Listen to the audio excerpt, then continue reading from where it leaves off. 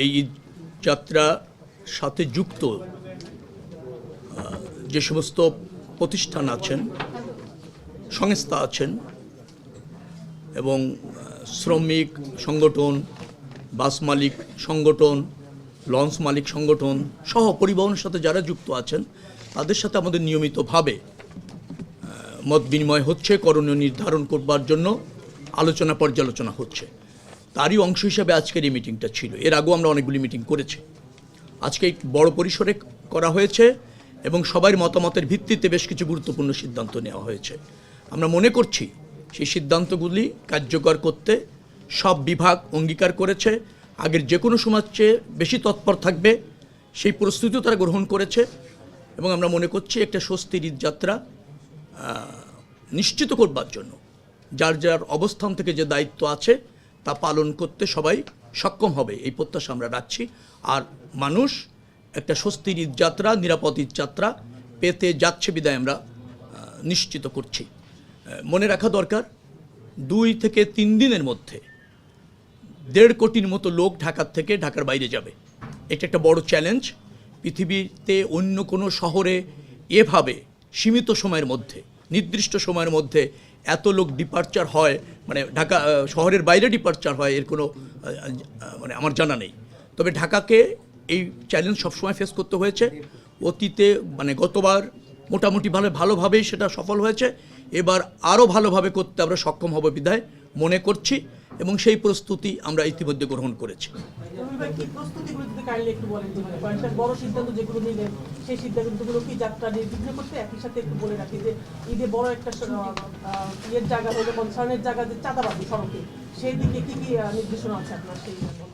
না, ঈদ যাত্রা উপলক্ষে সড়কে চাঁদাবাজি করার কোনো সুযোগ নেই।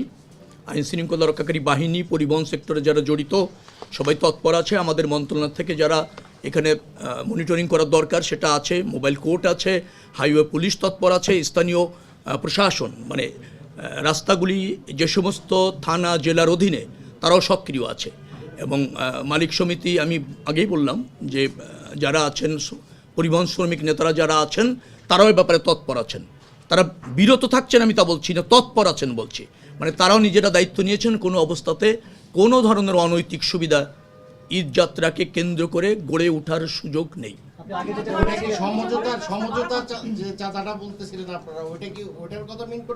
না, আপনি এখানে সেটা আনছেন কেন? আপনি জেনে বলেন, প্রশ্ন এখানে প্রসঙ্গের মধ্যে বলেন। মালিক সমিতি তাদের কল্যাণে নির্ধারিত হারে ঐক্যবদ্ধভাবে অথবা সর্বসম্মতিতে তারা তাদের কল্যাণে একটা চাঁদা গ্রহণ বা নিয়মিত নেন। সেটা শ্রমিকদের কল্যাণে শ্রমিকরা এবং মালিকদের কল্যাণে মালিক সমিতি, শ্রমিক সমিতি সেটা গ্রহণ করেন। সেটাকে আমি বলছি চাঁদাবাজি নয়। না, এন্ডোর্সের কথা বলছি না। একটা সমিতি রেজিস্ট্রেশন হয়েছে, সেই সমিতি তাদের কল্যাণে একটি অর্থ কালেক্ট করার যদি বৈধতা থাকে সেটাকে আপনি চাঁদাবাজি কেন বলছেন? না না, আপনি চাঁদাবাজি বললে সেটা চাঁদাবাজি হবে। আপনি আমাকে নির্দিষ্ট করে বলেন সমিতির অথবা শ্রমিক সংগঠনের বৈধতা নেই, রেজিস্ট্রেশন নেই, তারা সেখানে স্বেচ্ছাচারীভাবে কোনো জায়গা থেকে মালিকদের কাছ থেকে, শ্রমিকদের কাছ থেকে বা পরিবহন সেক্টর থেকে চাঁদা নিচ্ছে, আপনি আমাকে জানান। তাৎক্ষণিক ব্যবস্থা করে তাদেরকে শাস্তির আওতায় আনা হবে, চিরতরে বন্ধ করা হবে।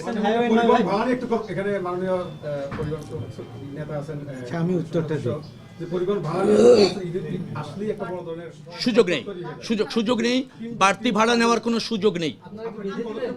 বাড়তি ভাড়া নির্ধারণ করা আছে, বাড়তি ভাড়া না, নির্দিষ্ট ভাড়া নির্ধারণ করে আছে। সেই নির্ধারিত ভাড়ার চেয়ে 1 টাকা বেশি নিলে আমাদেরকে জ্ঞাত করেন, তার দৃষ্টান্তমূলক শাস্তি হবে এবং তার নিয়ন্ত্রণ যে কোনো মূল্যে করা হবে।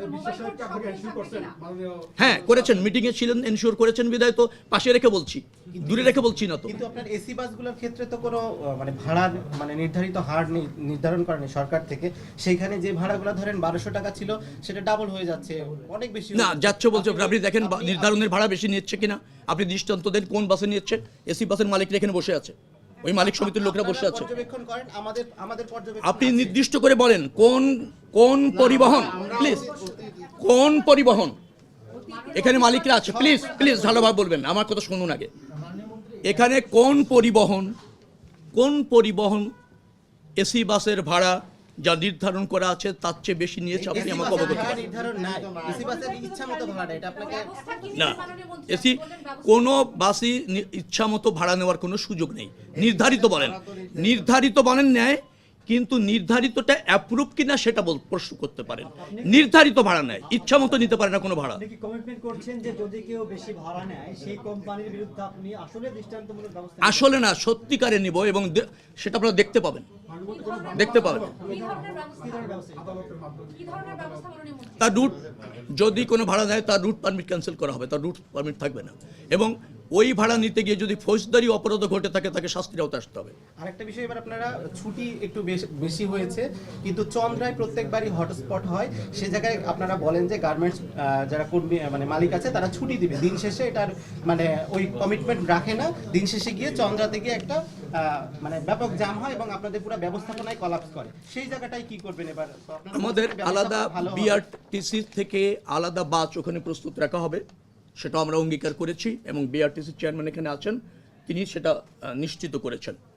গার্মেন্টস যেটা ছুটি হবে 16 তারিখে 16% গার্মেন্টস ছুটি হয়ে যাবে, 17 তারিখে 22%, ঠিক এইভাবে পর্যায়ক্রমে ঈদের আগেই ধাপে ধাপে গার্মেন্টসগুলি ছুটি হবে, তারা পরিসংখ্যান দিয়ে নিশ্চিত করেছেন, এবং আমরা তাদের উপর আস্থা রেখেছি, তারা অঙ্গীকার করেছে।